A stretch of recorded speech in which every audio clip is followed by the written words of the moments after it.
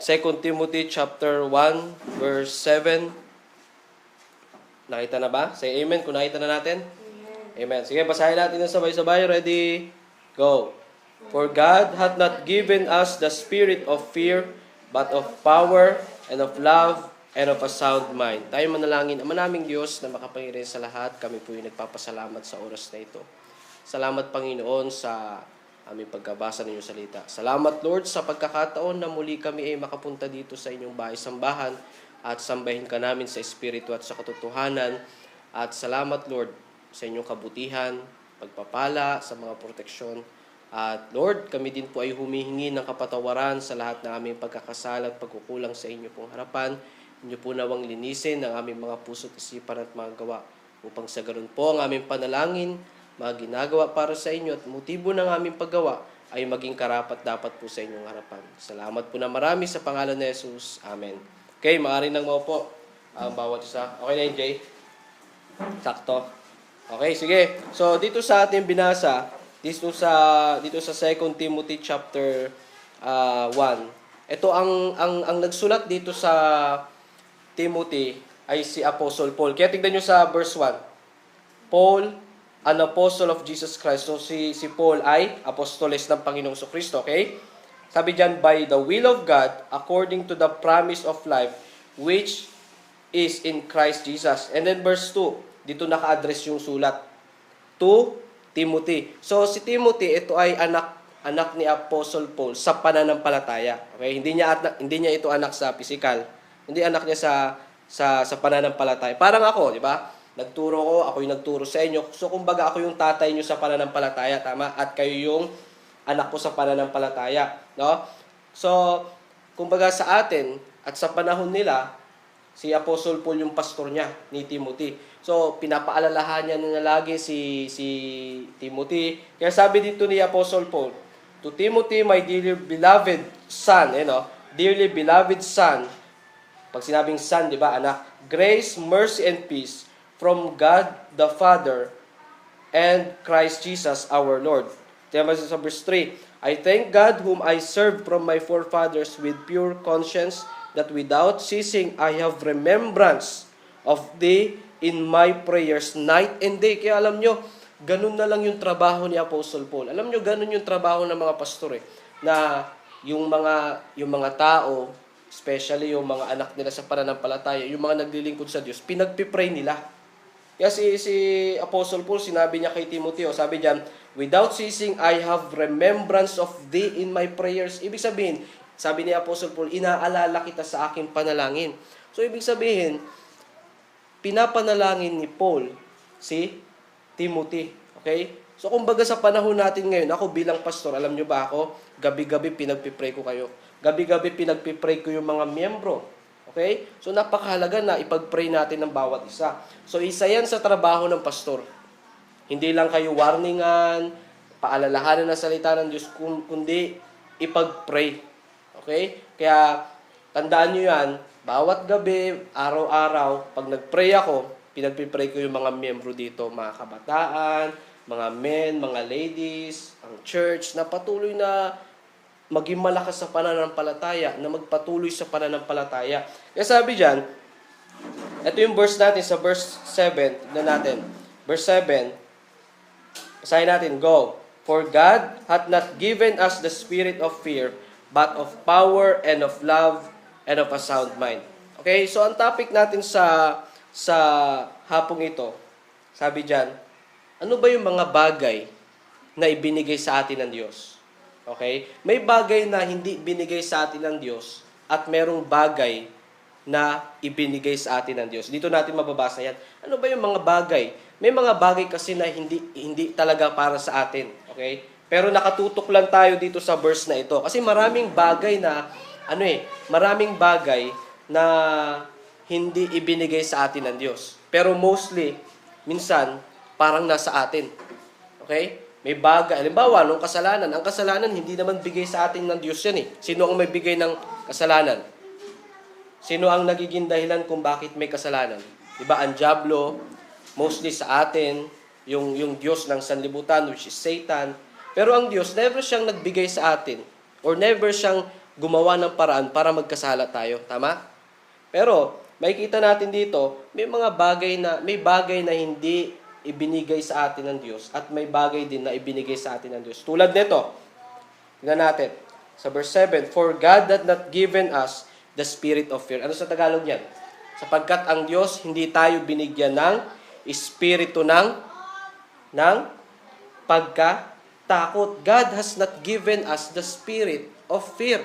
Hindi tayo binigyan ng Diyos ng espiritu ng pagkatakot. That's why, hindi dapat tayo matakot. Pero syempre, may mga batayan yan, okay? Isa lang dapat yung katatakutan natin. Sino ang dapat katakutan natin? Multo? Hindi, no? Ano? Sino dapat? Ang Diyos dapat siya lang ang katatakutan natin. Okay? Dapat wala tayong katatakutan maliban ng Diyos. Pero hindi ibig sabihin na pag may lumapit sa'yo, hindi ako takot sa'yo, gaganunin mo. Diba? Pag may nakipag-usap sa'yo, hindi ako takot sa'yo. Pag may kumalaban sa'yo, hindi ako takot sa'yo. Hindi yun yung ibig sabihin ng Biblia. Ibig sabihin, pagdating sa spiritual na pamumuhay natin, dapat, kung may kakalaban man sa atin, dapat hindi tayo matakot. Not in the sense na aawayin din natin sila kasi hindi tayo takot. Hindi ganon. Ibig sabihin, pag pinigilan ka halimbawa na maglingkod sa Diyos, ibig sabihin huwag ka matakot. Ibig sabihin, magpatuloy ka pa rin sa paglilingkod sa Panginoon. Amen? Sabi ng Biblia, God has not given us the spirit of fear. Ngayon, ang takot ay dapat sa Diyos lamang yan. Ngayon, ano ba ang ibig sabihin ng fear na tinutukoy ng Biblia na dapat meron tayo pagdating sa Diyos? Tignan nyo sa Psalm chapter 2, verse 11. Magbabasa tayo ng ilang talata. Kasi merong takot sa ibang bagay at meron ding takot sa Diyos. At dapat, yung takot na meron tayo ay yung takot natin sa Diyos. Psalm chapter 2, verse 11. Okay, Psalm chapter 2, verse 11. Basahin natin sabay-sabay. Ready? Go. Serve the Lord with fear and rejoice with trembling. So, ito yung takot na meron tayo. Sabi dyan, serve the Lord. Pag sinabing serve the Lord, ibig sabihin maglingkod sa Diyos. Okay? Yung ginagawa nyo ngayon, pakikinig ng salita ng Diyos, yan ay paglilingkod sa Diyos. At sabi dyan, maglingkod sa Diyos with fear. Dapat ang paglilingkod natin sa Panginoon ay may kasamang takot. Takot kanino? Takot kay pastor? Hindi. No? Hindi dapat tayo napunta sa church dahil sa, ay, takot ako kay pastor, baka sermonan ako, kaya ako pupunta sa church. Dapat hindi ganon. Takot ako sa kaibigan ko, kaya ako pupunta sa church. Dapat hindi ganon. Pag pupunta tayo sa church, maglilingkod tayo sa Diyos, sabi ng Biblia, it must be with fear. Kanino tayo magkakaroon ng takot? Dapat sa Diyos. At sabi dyan, and rejoice with trembling. And then, Psalm chapter 9. Psalm chapter 9. Okay, tignan natin. Verse 20. Ay, basahin natin. Ready, go. Put them in fear, O Lord, that the nations may know themselves to be but men, Selah. Kaya alam nyo ang mga tao ngayon, karamihan sa kanila, wala nang takot sa Diyos. Tama? Tignan nyo yung mga pumapatay, mga gumagawa ng karumal-dumal. Basta pag ikaw gumagawa ng kasalanan, ibig sabihin lang niyang, wala kang takot sa Diyos. Kasi ang totoo niyan, sabi ng Biblia, the fear of the Lord is to hate evil. Tingnan nyo sa Proverbs chapter 8, verse 13. Okay? Tingnan natin yung definition ng word na fear sa Biblia. Okay? Tandaan natin, ang pinag-uusapan natin dito ay hindi takot sa hindi takot sa magulang, hindi takot sa kaibigan, hindi takot sa kung sino man, hindi takot sa multo. Okay? Yung pinag-uusapan natin dito, yung takot sa Diyos. Tingnan nyo, Proverbs 8:13. Chapter 8. Basahin natin. Ready? Verse 13. Ready? Go. The fear of the Lord is to hate evil, pride, and arrogancy, and the evil way, and the froward mouth do I hate. Yun pala ang ibig sabihin ng takot. Ang sabi diyan, the fear of the Lord is to hate evil. Ano pag sinabing hate evil? Ibig sabihin, galit ka sa masama. Tama? Ibig sabihin, hindi ka gagawa ng masama. Ibig sabihin, iiwasan mo yung masama. Kasi kung hindi tayo umiiwas sa masama, at pag lagi tayong gumagawa ng masama, yun yung sinasabi ng Biblia na wala tayong takot sa Diyos. Kasi ang totoong takot sa Diyos, sabi ng Biblia, the fear of the Lord is to hate evil. Anumang klaseng gawain yan, basta yan ay labag sa Biblia, yan ay labag sa Diyos, and that is evil. Okay? Basta hindi yan, basta obvious naman alam naman natin kung masama o mabuti yung ginagawa natin. Tama? Ang pagbibisyo ba masama? Yes, masama. Pag paninigarilyo, pag-inom ng alak, kahit na pagtatato, yung pagiging bakla, pagiging lahat maraming masasama. Kaya pag tumingin ka sa mundong ito, kahit dyan lang dito sa mga paligid natin, marami kang nakikitang masama. Tama? So makikita mo doon kung sino yung mga taong may takot sa Diyos. Okay? Makikita mo yung isang tao gumagawa ng kasalanan. Ang tanong, may takot ba siya sa Diyos? Kaya bilang Kristiyano, yan ang dapat tandaan natin. Kung totoo tayong may takot sa Diyos, dapat iiwasan natin yung masasama. Amen? Iiwasan natin yung mga masasamang gawain. Kasi nga, may takot tayo sa Diyos. The fear of the Lord is to hate evil. Ano pa? Pride. Ano yung evil na yon? Number 1 is pride. Ano ba pag sinabing pride?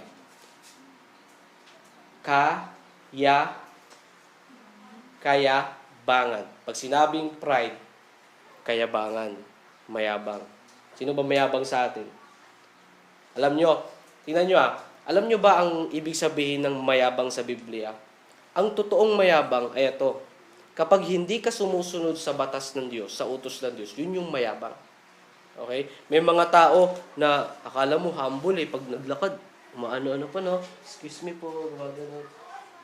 Hindi mo makikita sa appearance ng tao kung mayabang siya o hindi. Alam mo, yung gumaganyan.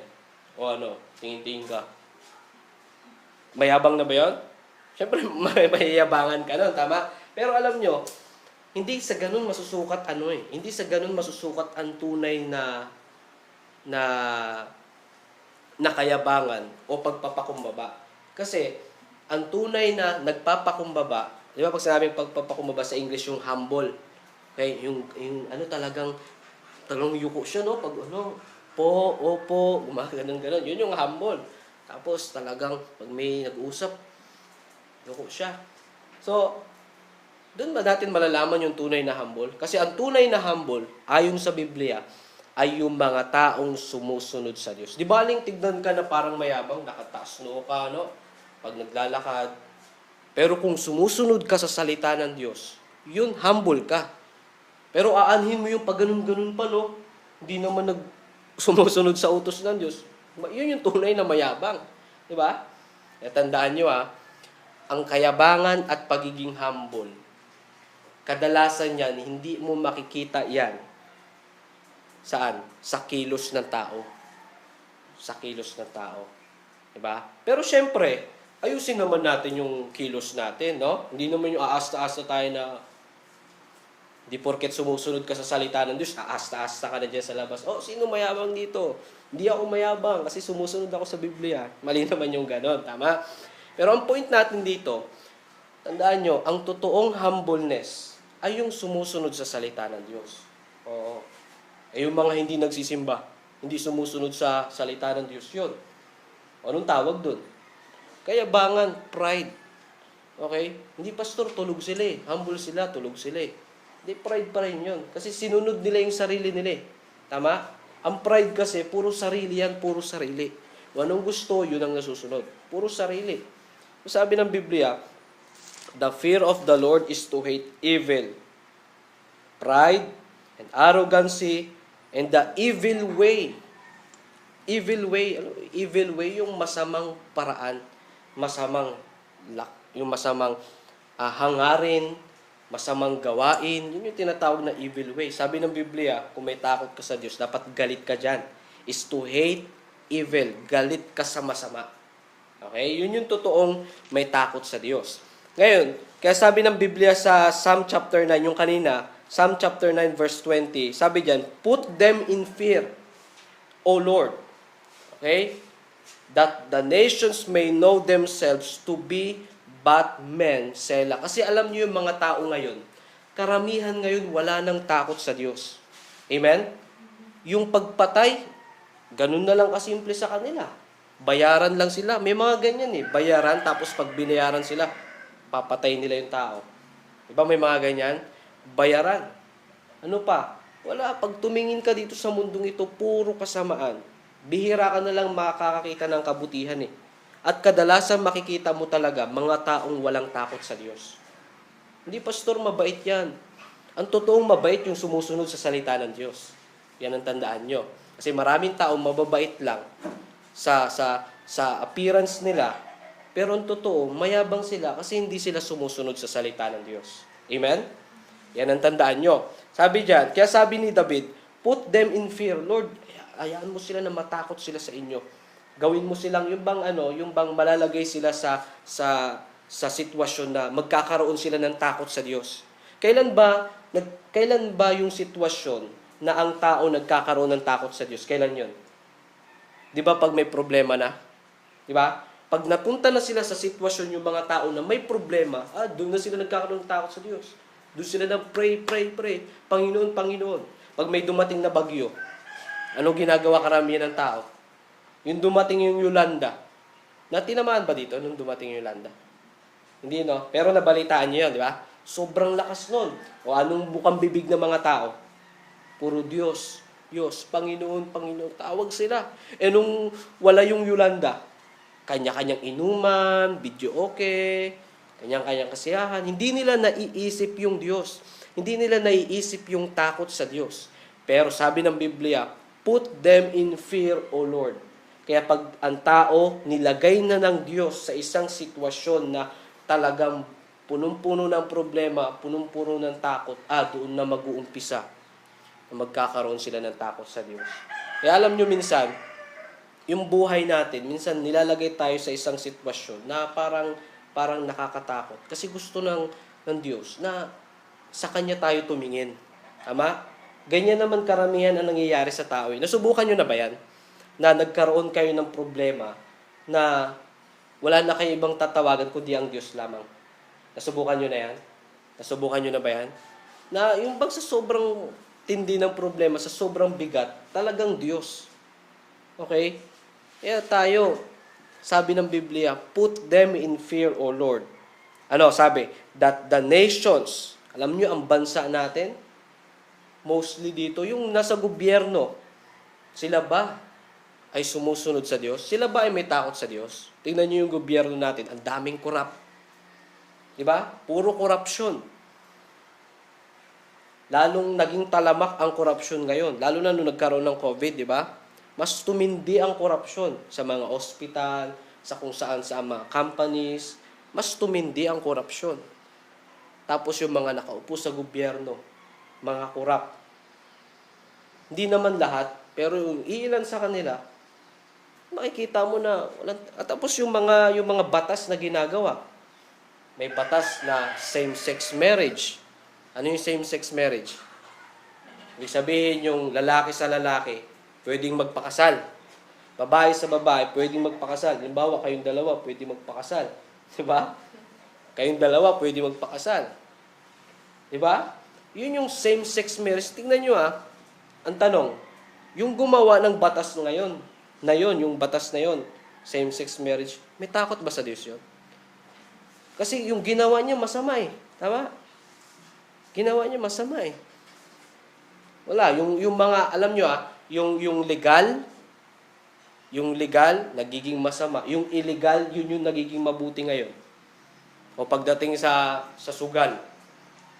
Pagdating sa sugal, yung mga sabungan. Di ba ang sabungan, bawal yan? Dito ba may nanguhuli dito pag may mga sasabong? Wala. Pero yung mga sabungan, bawal yan. Pero alam nyo ba kung bakit nagiging pwede yan? Pag nagtatax na yung sabungan. Pero ang totoo niyan, bawal talaga. Pero bakit yung iba pinapayagan? Kasi eto na. Yan ang katapat. Kaya alam nyo, matindi ang tao pag eto na. Pag nasuhulan yung tao ng ganito, kahit masama yan, okay lang sa kanya. Kaya may mga batas na kung ano-ano pinapatubad, may mga batas na hindi magaganda. Kasi ito, pera. Yan ang nagiging dahilan. Okay?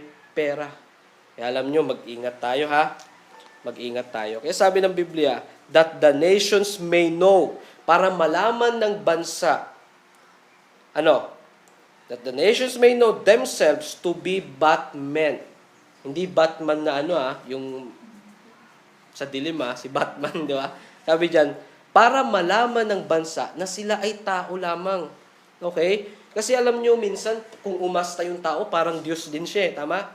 Kaya wag tayong aasta na parang Diyos. Pastor, paano parang Diyos? Kasi alam nyo ang Diyos, kung ano yung sinabi niya, nasusunod, tama? Yun ang Diyos.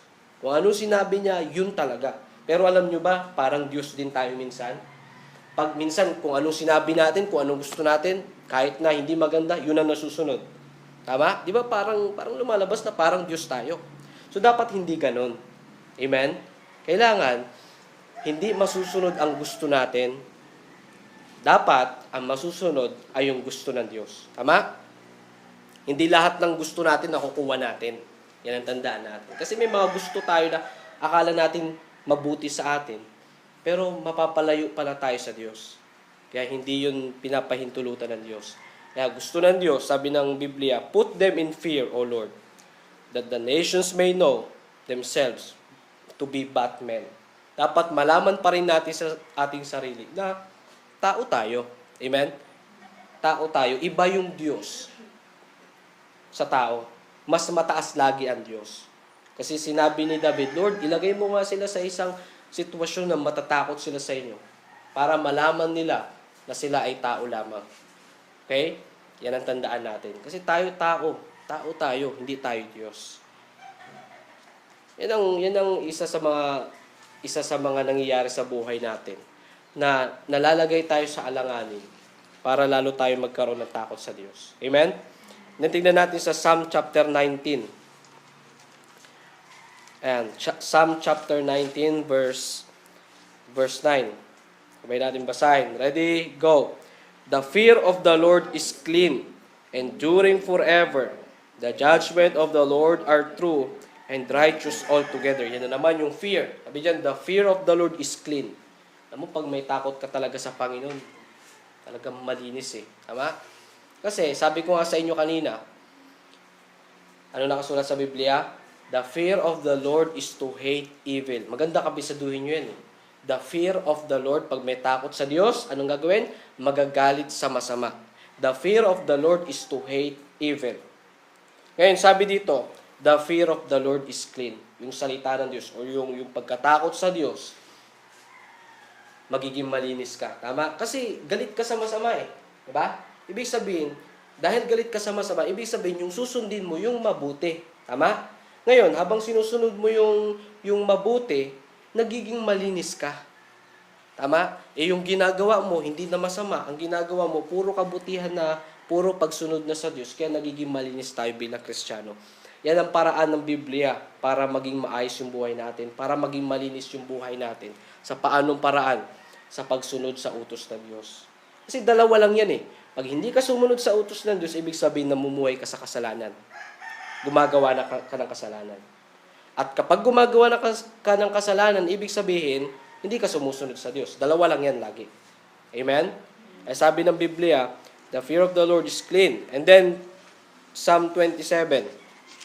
Okay? Yung point ko dito yung iba yung takot sa Diyos. Pagkatakot sa Diyos. Sa pagkatakot na meron tayo, katulad ng mga nagwo-worry tayo, tama? Kasi dahil sa takot. Then tingnan natin sa Psalm 27. Verse 1. Okay? Basahin natin. Ready, go. The Lord is my light and my salvation. Whom shall I fear? The Lord is the strength of my life. Of whom shall I be afraid? So sabi ng Biblia, the Lord is my light. Naalala niyo yung preaching natin nung nakarang Sunday?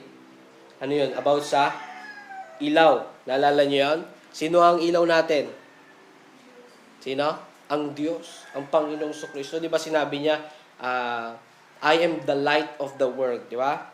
He that followeth me shall not walk in darkness. Kaya sinabi ni David, the Lord is my light, ang Panginoon ang aking liwanag. Sabi diyan, and my salvation, siya rin yung aking kaligtasan. Kaya nga ang Panginoong Kristo, siya yung tagapagligtas natin. Amen? Ngayon sinabi niya, whom shall I fear? Whom shall I fear? Kanino ako matatakot? Ang pinakita dito ni David, na pag talagang umaasa ka sa Diyos, wala tayong katatakutan. Okay? So, ulitin ko, hindi ibig sabihin na kakalabanin natin yung tao dito kasi wala tayong takot. No? Makakita tayo ng malaking tao, hindi ako takot sa iyo. Hindi ganon. Tama? Ibig sabihin dito, the Lord is my light and my salvation. Whom shall I fear? Ibig sabihin na wala tayong katatakutan. Ibig sabihin, pag merong humahad lang sa paglilingkod natin sa Panginoon, ibig sabihin, hindi tayo magpapatinag. Ibig sabihin, magpapatuloy pa rin tayo. Kasi may mga tao na hindi na nagpapatuloy sa Diyos kasi wala na, natakot na sila. Imbis na takot sa Diyos, takot sa problema. Nag-aalala na. Nasubukan nyo na bang matakot dahil sa nag-aalala kayo? Hala, paano yung ano ko? Paano yung pag-aaral ko? Wala kaming pera. Nasubukan nyo na yung ganon? Paano yung ano? Naku, paano yung assignment ko? Bukas na yung pasahan. No? May mga pag-aalala tayo sa buhay. At yun yung nagbibigay sa atin ng takot pag nag-alala na tayo. Kaya sabi ng Biblia, ang Diyos yung dapat nating katakutan. The Lord is my light and my salvation. Whom shall I fear? Ang tanong, meron ba kayong kinakatakutan? Meron ba tayong kinakatakutan? Isa lang dapat. Sino yun? Yung Diyos. Okay? Kasi hindi tayo dapat matatakot sa tao. Halimbawa, may takot ka sa tao. So, yung tao na yan, pag nagsabi sa'yo, huwag ka magsimba. O hindi ka na rin magsisimba. Bakit? Kasi yung takot mo, nandun na sa tao.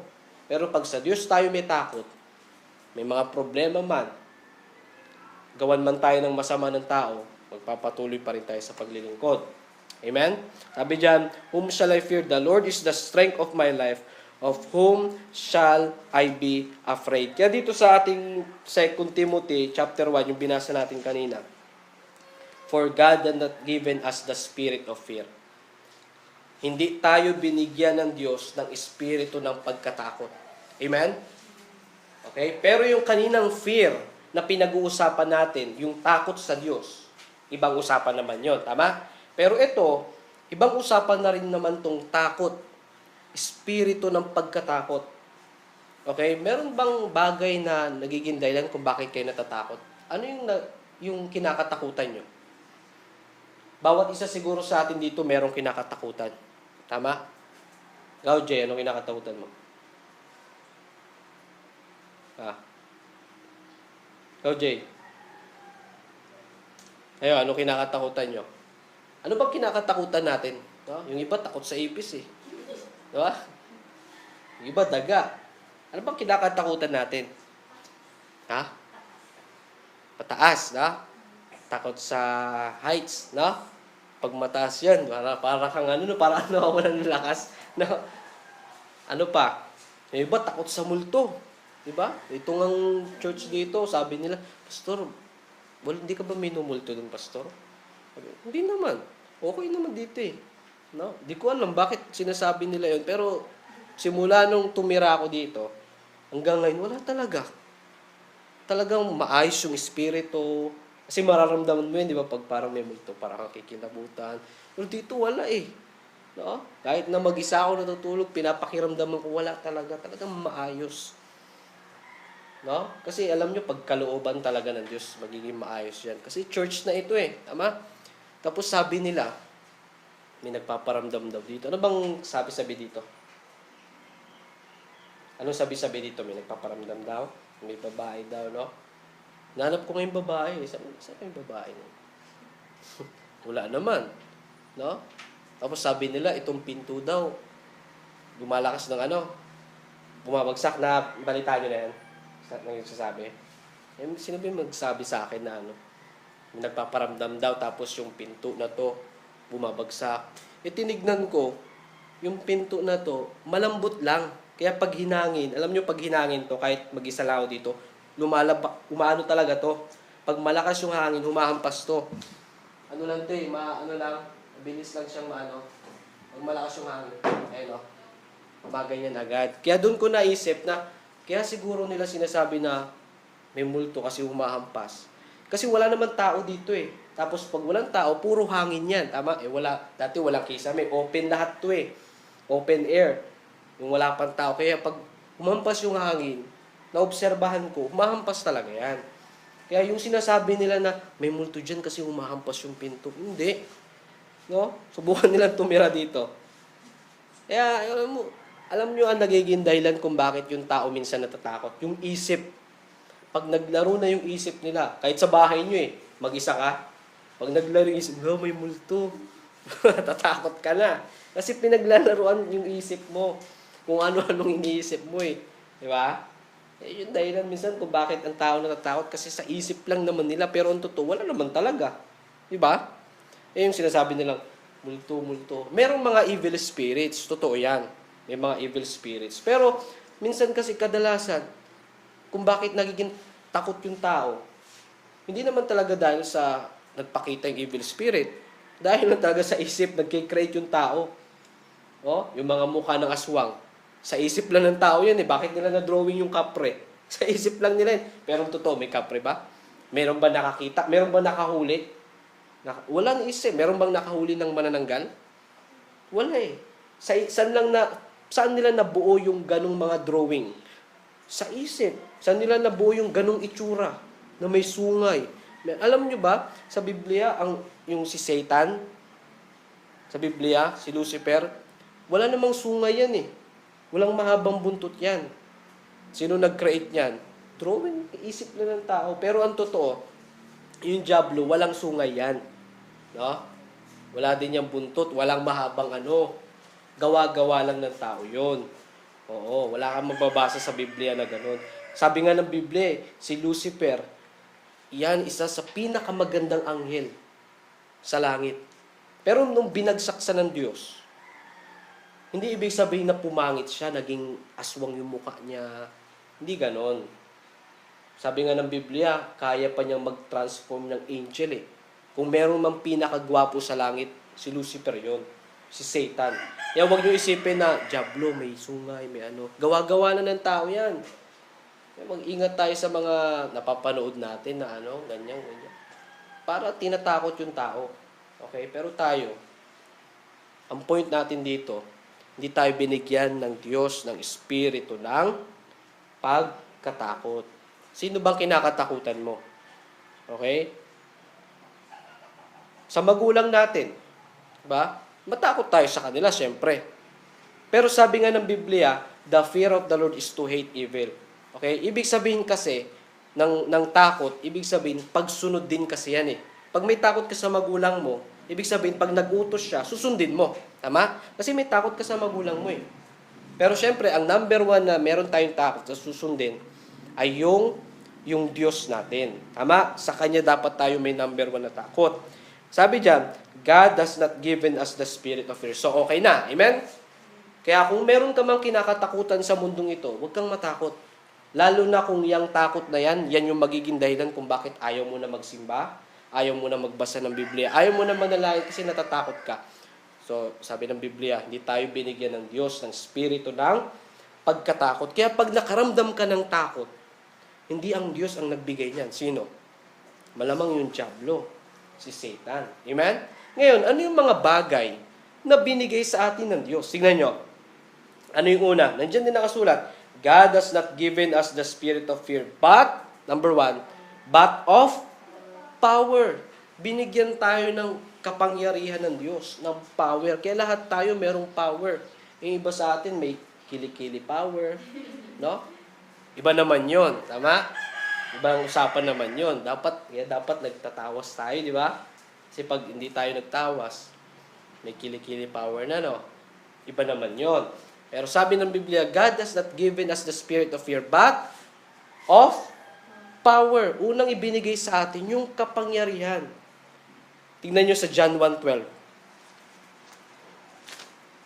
John 1:12. Ano nakasulat sa John 1:12? But, sabayin namin natin basahin. Ready, go. But as many as receive Him, to them gave He power to become the sons of God, even to them that believe on His name. Sa John 1:12, kita nyo na? John, hindi first John hindi second John, hindi yan sa dulo. Sa mga una, Matthew, Mark, Luke, John, dun yun. Sabi ng Biblia, but as many as receive Him. Di ba nabagit ko na rin sa inyo to? Gaya ng marami na tumanggap sa Kanya. Tumanggap na ba tayo sa Kanya? Amen. Sabi ng Biblia, to them gave He power. Ano yung power na to, Pastor? Ito ba yung power na magiging Spider-Man ka? Ito ba yung power na magiging Superman ka? Magiging invisible ka? Magiging Hulk? Magiging Power Rangers? Hindi ganon. Yung power na to, ibig sabihin yung karapatan. Amen? Sabi dyan, no, binigyan tayo ng power or karapatan na maging mga anak ng Diyos to become the sons of God. Isipin nyo yung power na meron tayo. Ibig sabihin, binigyan tayo ng karapatan o kapangyarihan na maging mga anak ng Diyos. Kumbaga dati, hindi tayo anak ng Diyos. Isipin nyo napakalaking pribilehiyo. Isipin mo, ang Diyos natin mayaman. Kaya tatay natin siya. Dapat hindi tayo malungkot. Kasi ang tatay natin mayaman. Kung ano yung nilalakaran mo dito, sa tatay natin yan. Yung pagmamayari natin, lahat yan, sa tatay natin yan eh. Yung tatay natin na nasa langit. Kaya dapat hindi tayo malungkot kasi yung tatay natin mayaman. Bagamat dito sa lupa, hindi tayo, kumbaga, minsan kapos tayo sa pera, minsan walang-wala tayo. Pero tandaan nyo, hindi doon nakabase yung yaman ng tao. Kasi ang totoong yaman, itong Biblia, mas higit pa to sa pera eh. Kaya, pag hawak nyo, pag meron kayong sariling Biblia, ibig sabihin, mayaman kayo. Kasi sabi ng Biblia, more to be desired are they than gold. Ibig sabihin, mas higit pa to sa pera. Gusto nyo makita sa Psalm chapter 19. Kaya, dapat walang dahilan para maging malungkot tayo. Kasi itong hawak natin, mas higit pa to sa pera. Psalm chapter 19. Kaya ewan ko lang kung bakit may mga Kristiyanong malungkot pag walang pera. Bagamat minsan, tama nga naman, no? Minsan malungkot pag walang pera, no? No? Lalo na pag hindi nakahingi sa magulang, no? Malungkot, no? Pero ang katotohanan, tingnan nyo. Ito ang katotohanan talaga. Sa verse 10, 19:10. Kita nyo na? Basahin natin, go. More to be desired are they than gold. Yeah, than much fine gold, sweeter also than honey, and the honeycomb. Wow, ito yung salita ng Diyos. So sabi dyan, no, more to be desired are they than gold. Mas higit pa ito sa ating ninanais na ginto. Sabi dyan, no, more to be desired are they than gold. Yeah, than much fine gold. Sipin nyo yung hawak nyo ngayon, hindi, pastor, papel lang naman to eh. Huwag nating langlangin ito. Huwag natin itong maliitin. Kasi salita ito ng Diyos at mas higit pa ito sa ginto. Tignan nyo yung sa panahon natin ngayon. Alam nyo, ang ginto, hinahanap yan ng tao, tama? Anong ginagawa nila? Nagmimina, di ba? Alam nyo yung mina? Sa bundok. Kaya yung iba, namamatay pa dyan eh, tama? Kasi pag nag-collapse yung bundok, patay sila. Yung iba, nag-uukay pa ng malalim. Yung iba, pinag-aagawan yung ginto. Yung iba, makakita lang ng maliit na ginto. Napakasaya na nila. Tama? Lalo na, sabi dyan, no, are they than gold? Ibig sabihin, mas higit pa sa ginto. Kaya itong Biblia, huwag nyo itong maliitin. Kaya lagi kong pinapaalala sa inyo, mahalin nyo ang salita ng Diyos. Basahin nyo ito. Kasi alam nyo, ito yung mas higit pa ito sa ginto. Alam nyo ang ginto, nagtataguyo dyan ng yaman. Tama? Kapag ang isang tao nakakita ng ginto at binenta niya ito, anong mangyari? Pera. Ibig sabihin, yayaman siya. Tama? Ibig sabihin, pag ang isang tao nakakita ng ginto, tapos binenta niya, yayaman talaga siya. Pero, ito mas malupit, mas higit pa ito sa ginto. Ibig sabihin, isa ito sa magpapayaman sa atin. Magpapayaman sa atin. Kaya totoo nyo, mayaman tayo eh. Anak tayo ng Diyos. Sipin nyo yung hari ng mga hari. Anak ka. Diba? Kaya, ang point ko dito, wala tayong karapatan na maging malungkot. Huwag kang malungkot kung wala kang pera. Huwag kang malungkot kung ganito lang yung bahay mo. Huwag kang malungkot kung maliit lang yung space ng bahay nyo. Bakit sila ang lalaki? Bakit sila ang daming sasakyan? Bakit sila ang daming kotse? Tapos ako wala. Kaya kung ikaw Kristiyano, tapos ganun ang isip mo, ano mangyayari sa'yo? Malulungkot ka. May inggit ka, no? Doon na mag-uumpisa na maiinggit ka. Bakit siya ang ganda ng cellphone? Tapos dalawa pa. Bakit siya may computer? Bakit siya may laptop? Ako, wala. Wala ni isa.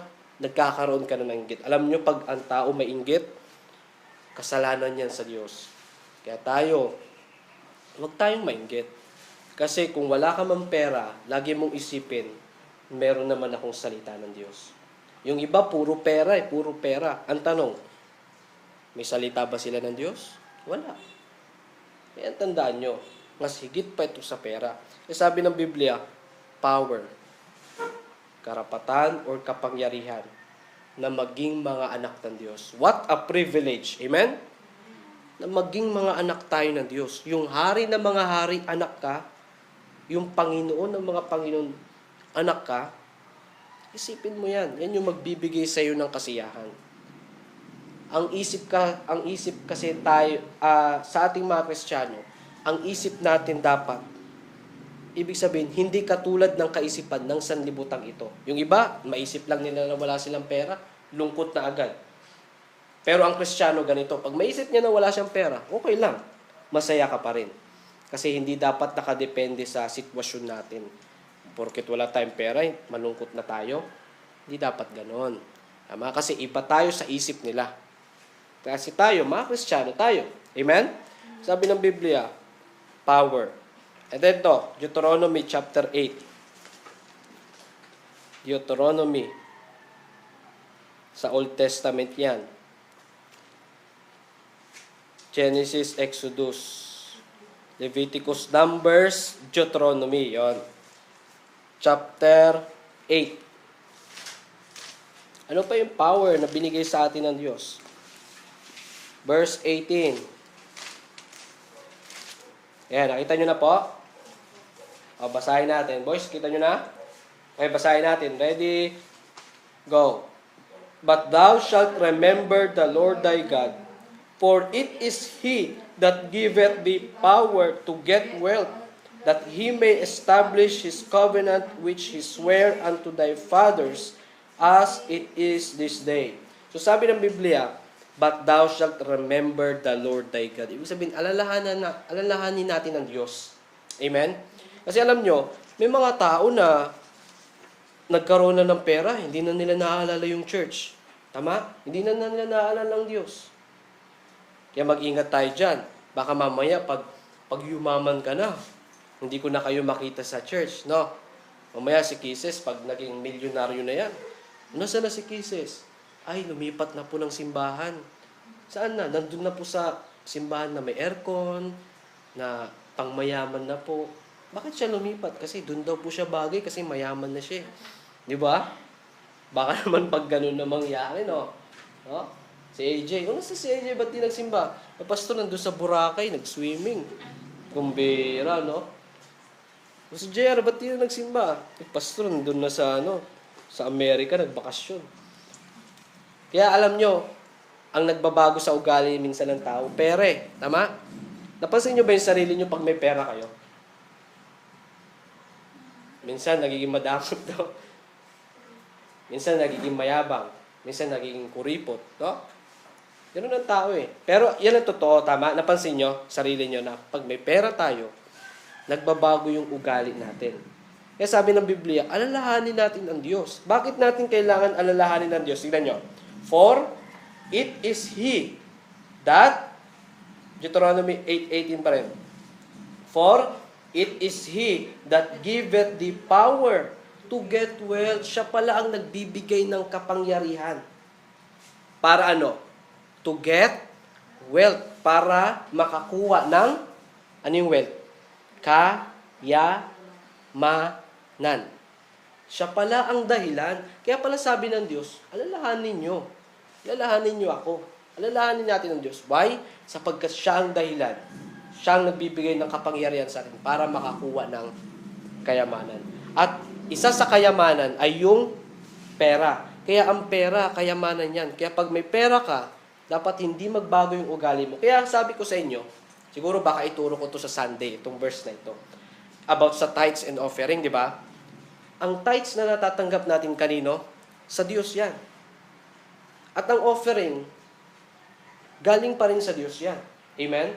Kaya sabi ko sa inyo, di ba, ayon sa Biblia, kaya may tithes, isa sa dahilan, ay pag-alaala sa Diyos. Ibig sabihin, pag nagbalik tayo ng tithes natin sa Diyos, ano nga yung tithes natin? 10%. Tama? Anong tithes ng 10 pesos? Piso. Anong tithes ng 100 pesos? 10 pesos. Diba? It must be 10%. Sa atin, 90%. Ang bait ng Diyos, di ba? Ang kinukuha niya, 10%. Yan ang binabalik natin sa Diyos. Kasi pag alaala iyon na, itong natanggap ko, sa Diyos galing ito. Nagkaroon ka ng income, no? Pastor, paano sa aming mga estudyante? Ba tinuruan ko na kayo paano yung tithes nyo? Ibig sabihin, basta makatanggap ka.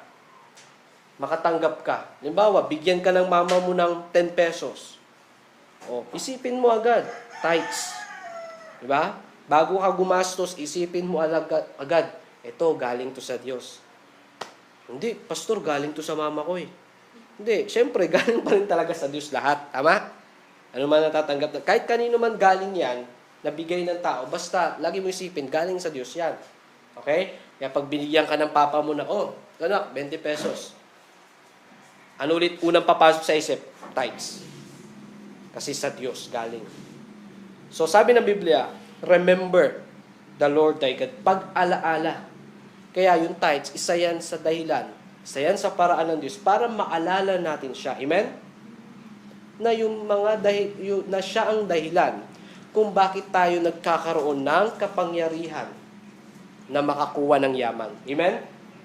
Sabi niya, for it is He that giveth the power to get wealth. Kaya kayo, pag yumaman na kayo, tingnan niyo yung word na to, remember. Remember the Lord thy God. Kaya pag tayo ay pinayaman na ng Diyos, alam nyo, basta maging matapat lang kayo, payayamanin kayo ng Diyos. Marami na akong nakitang ganyan na tao na mahirap sa buhay, pero nung naglingkod at naging matapat sa Diyos, kahit may problemang dumating, naglingkod at naging matapat pa rin sa Diyos, ano nangyari? Pinagpala siya ng Diyos. At noong pinagpala sila ng Diyos, ano nangyari? Naaalala pa rin nila. Alalahanin natin. Amen?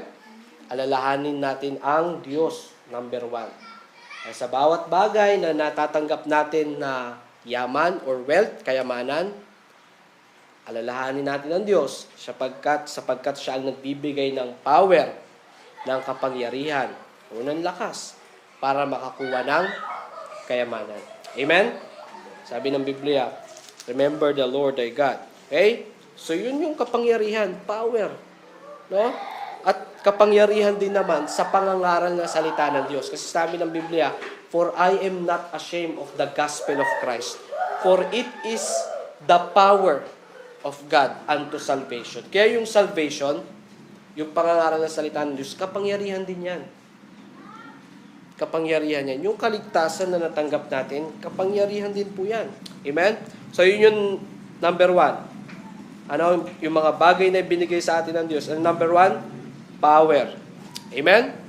Kaya tayo, may kapangyarihan tayo. Kapangyarihan na makakuha ng kayamanan. Kapangyarihan na naging mga anak ng Diyos tayo. Yan yung mga kapangyarihan na ibinigay sa atin ng Diyos. And then ano pa? End of love. Yan ang number 2, pag-ibig. Pag-ibig. Tingnan natin sa Jude chapter 1. Sa Jude, bandang dulo yan. 3 John, Jude. Yung sa, di ba may 1 John, may 2 John, may 3 John sa dulo. Sunod doon yung Jude. Ayan. Jude. Wala siyang chapter eh. Chapter 1 lang kasi yan. Chapter 1 lang kasi yan eh. Kita na? Verse 21. Sabay-sabay natin basahin. Ready? Go. Keep yourselves in the love of God, looking for the mercy of our Lord Jesus Christ unto eternal. So, yung number 2, love. Hindi tayo binigyan ng Diyos ng Espiritu ng pagkatakot, but of power and of love. Sabi dyan, keep yourselves in the love of God. Ibig sabihin, panatilihin mo yung sarili mo sa pag-ibig ng Diyos. Okay? Kasi alam nyo, pag number 1 nating mahal ang Diyos, lahat ng mga bagay ay mamahalin natin. Hindi ibig sabihin na pagmamahal sa kasamaan, pagmamahal sa paggawa ng mabuti. Hindi ganon. Sabi ng Biblia, yung mamahalin natin ay yung mga bagay na nasa Diyos. Kaya nga tinuruan tayo ng Biblia, di ba? Thou shalt love the Lord thy God with all thine heart, and with all thy soul, and with all thy mind, diba ba? And with all our strength. Diba? Dapat ganun mamahalin natin ng Diyos. At sinabi ng Biblia, but seek ye first the kingdom of God. So dapat first ang Diyos, dapat lalo na sa pag-ibig natin, dapat number 1 ang Diyos. Kasi pag pinanatili natin yung pag-ibig natin sa Diyos, anong mangyayari? Yung mga bagay ng Diyos na pagmamayari ng Diyos, mamahalin din natin yan. Tama? Bakit may mga taong hindi nila mahal yung kapwa nila? Hindi nila mahal yung kapatid nila? Hindi nila mahal yung mga magulang nila? Hindi nila mahal yung mga kaibigan nila? Bakit kaya? Kasi hindi nila mahal ang Diyos. Tama? Kasi pag number 1 mong mahal ang Diyos, lahat yan mamahalin mo na. Kahit ngayong kaaway mo eh. Tama? Sino bang kaaway nyo dito? Sabi ng Biblia, love your enemies. Mahalin natin yung kaaway natin. Tama ba? Alam nyo ba, yun ang pinakamahirap. The highest form of love is to love your enemy. Yan ang pinakamahirap minsan ng pag-ibig, no? Yung mamahalin mo yung kaaway mo. Ibig mo, sinapak ka na, mamahalin mo pa. Sinampal ka na, mamahalin mo pa. Sabi ng Biblia, mahalin eh. Pero pinaalalahanan din naman tayo ng Biblia, di ba? Once nagawan tayo ng masama, wag natin gantihan, tama? Ipasa Diyos natin. Bagkus, mahalin pa rin natin sila. Ibigin pa rin natin sila. Tama? Ibigin pa rin natin sila. Binigyan tayo ng pag-ibig. Kaya alam nyo, mas matindi ang pag-ibig ng Diyos. Kung gaano tayo kamahal ng Diyos, dapat ganun din naman natin kamahal yung kapwa natin. Paano ba nagmahal yung Diyos? Di ba ibinigay niya yung sarili niya? Kayo ba? Mahal nyo ba ang kaibigan nyo? Kaya nyo bang ibigay yung sarili nyo? Ang Panginoon, napako siya sa krus dahil sa pag-ibig sa atin. Kayo ba kaya nyo gawin yon? Ibig sabihin, ang point ko, kaya nyo bang magsakripisyo para sa kaibigan nyo? Kaya nyo ba? Kasi pag-ibig yan eh. Sakripisyo. Pag-ibig. Tayo, kung may mahal tayo sa buhay na hindi paligtas, may kaibigan tayo na hindi pa tumanggap sa Panginoon, pairalin natin yung pag-ibig natin sa kanila. Amen? Kasi yan ang tunay na pag-ibig eh. Kailangan matiyak mo na sila din pupunta sa langit. Diba? Walang kwentang pag-ibig yung nagbibigay ka ng ng pera o ano. Sa isang banda okay yan eh. Pero kung Kristiyano ka na, tapos kaibigan mo yan, dapat ang unang iniisip mo sa kanya, pag siya namatay sa impyerno siya pupunta. So, andun dapat mong gawin? Pairalin mo yung pag-ibig mo. Ibig sabihin, sikapin mo na yung kaibigan mo, ma-invite mo sa church, baka pakinig ng salita ng Diyos at tumanggap sa Panginoon. Tama? Yun ang pag-ibig. Pero kung pag-ibig na puro kay banding, puro kay punta kung saan-saan, pero hindi mo man lang siya naturuan ng salita ng Diyos, hindi mo man lang siya na-invite sa church, baliwala yung pag-ibig mo na yon. Tama? Kasi pag kayo binawian ng buhay, at siya napunta sa impyerno at ikaw sa langit, so, kumusta naman yung pag-ibig na ibinigay mo sa kanya dati? Hindi mabubura lahat ng yon. Tama? Kasi pagdating sa langit, kung siya tumanggap sa Panginoon, yun ang may isip niya. Salamat ha. Salamat kaibigan ha. Kasi talagang mahal mo ako. Bakit? Kasi in-invite mo ako sa church or tinuruan mo ko ng salita ng Diyos. Tama? Ang church hindi naman nakakaligtas yan. Tama? Pero kasi pag in-invite mo yan sa church, siyempre tuturuan natin yan ng katiyakan ng kaligtasan. At ano mangyayari? Siyempre tatanggap yan sa Panginoon. Maliligtas. Okay? Pag-ibig, tingnan nyo sa 1 John 2, verse 5. 1 John chapter 2, verse 5. Kita na po, sabi ng Biblia, "But whoso keepeth His word, in him verily is the love of God perfected. Hereby know we that we are in Him." Ano sa umpisa? Whoso keepeth His word. Ibig sabihin, siya na nananatili sa salita ng Diyos. Or ibig sabihin, siya na sumusunod sa salita. Ano sabi? In Him verily is the love of God. Kaya alam nyo, pag ikaw nananatili sa iyong pag-ibig ng Diyos, ibig sabihin, sumusunod ka sa utos ng Diyos. Yun yung nakaraan Sunday, di ba? God loveth a cheerful giver. Tama? Sipin mo, pag masaya kang nagbibigay, mahal ka ng Diyos. Pero kung sinabi ko ng Sunday, yung grudgingly, ano yung grudgingly? Kasi napipilitan, hindi, kumbaga labag sa iyong kalooban. Sabi ng Biblia, yung pag-ibig sa iyo ng Diyos ay mawawala. Kasi sabi ng Biblia, God loveth a cheerful giver. Kung masaya kang nagbibigay, talagang mararamdaman mo yung pag-ibig ng Diyos sa buhay natin. Amen? Power and of love. Pag-ibig sa Diyos. Pero syempre, hindi yung pag-ibig sa sanlibutan. Tingnan natin sa 1 John 2:15. Diyan din yun. 2:15. Ayan, basahin natin. Ready? Go. "Love not the world, neither the things that are in the world. If any man love the world, the love of the Father is not in him." Ito, malupit ito. Love not the world. Diba? Ibig sabihin, huwag niyong mahalin ang mundo. Huwag nating mamahalin. Yan yung sinasabi ko sa inyo sa Romans chapter 12, verse 1 and 2. Ang nakasulat doon.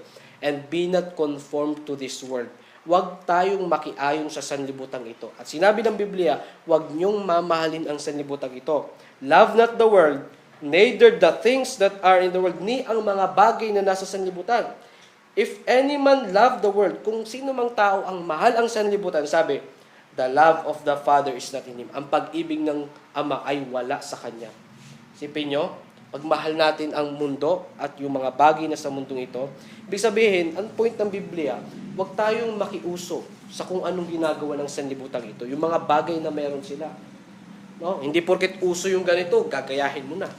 Kaya nga yung TikTok, gawa ng sanlibutan yan eh. Kaya pag nag-TikTok ka, ginagaya natin sila. Kasi iba tayo eh. Amen? Yan ang pakatandaan natin. Iba yung ginagawa nila sa ginagawa natin. Yung bang tipong sabay sa uso.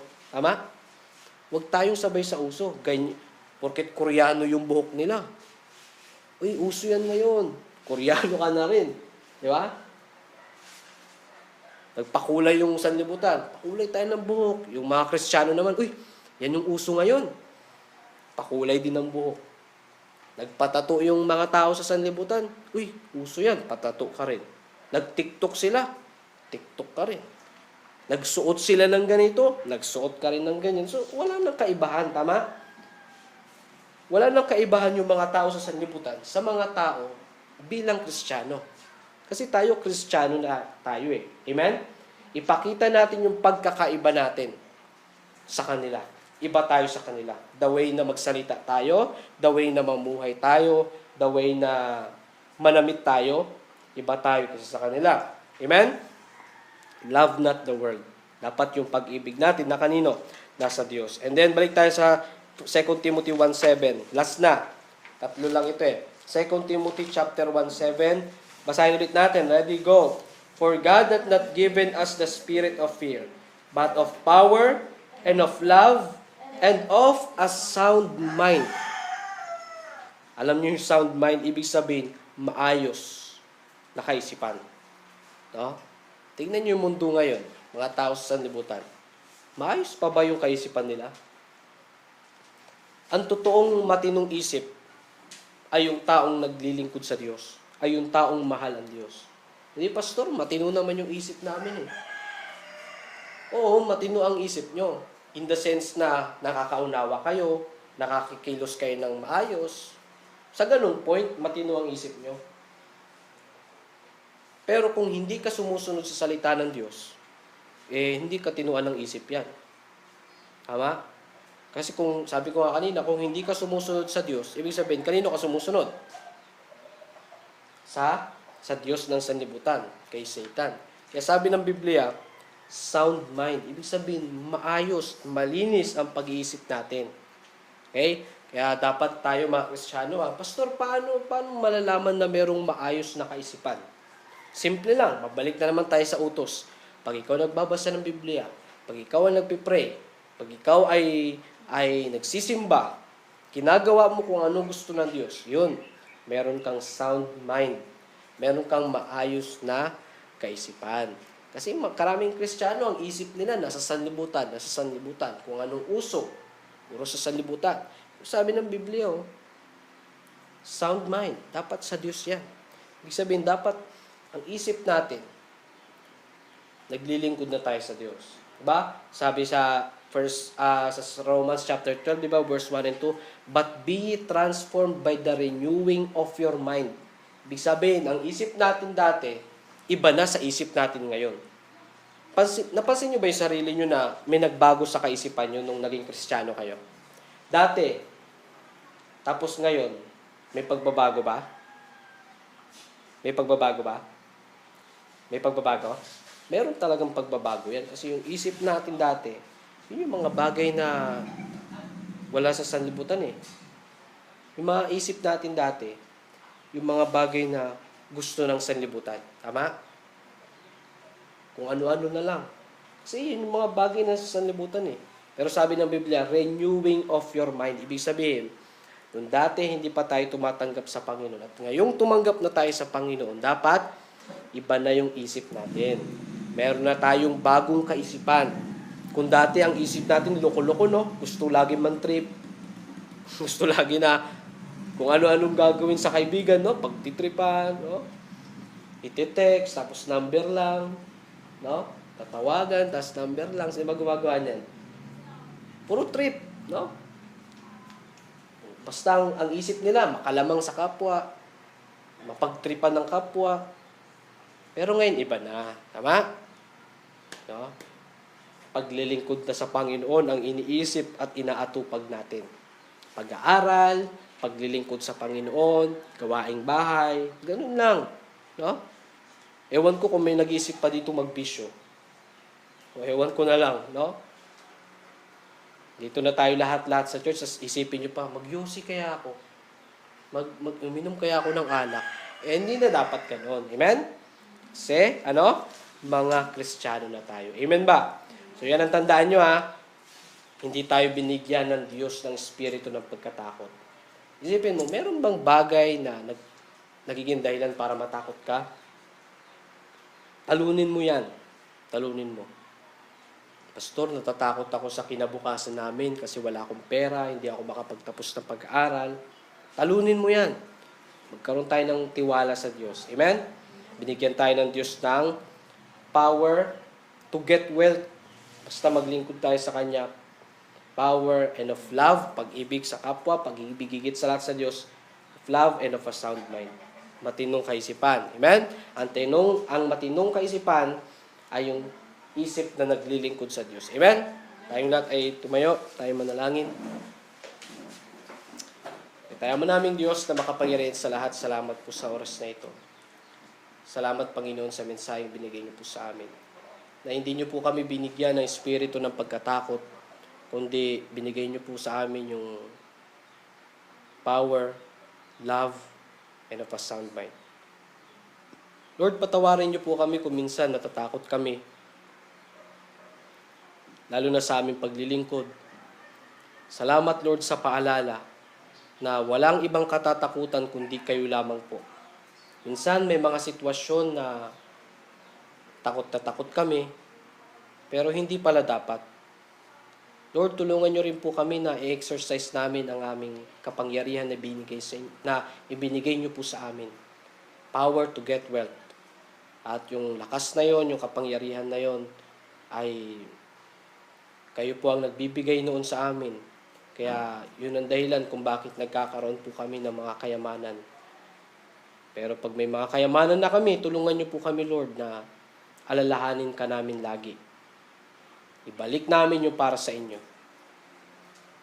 Lord, patawarin niyo po kami sa lahat naming pagkukulang at pagkakasala. Salamat, Lord, sa mga kapatid ko na nandito ngayon na nagpapatuloy sa paglilingkod sa inyo, Panginoon. Ano mang mangyari, ano mang danasin namin problema, ano mang sitwasyon, tulungan niyo po kami na lagi kaming maging excited, maging masaya sa paglilingkod sa inyo, Panginoon. Maraming salamat po sa paalala. Patawad din po sa lahat naming pagkakasala at pagkukulang sa inyo pong harapan. Ang lahat po na ito ay aming pong hinihiling at tinadalangin sa matamis na pangalan ng aming pong Panginoong Kristo, na aming pong Panginoon Diyos at tagapagligtas. Lahat tayo magsasabi ng Amen.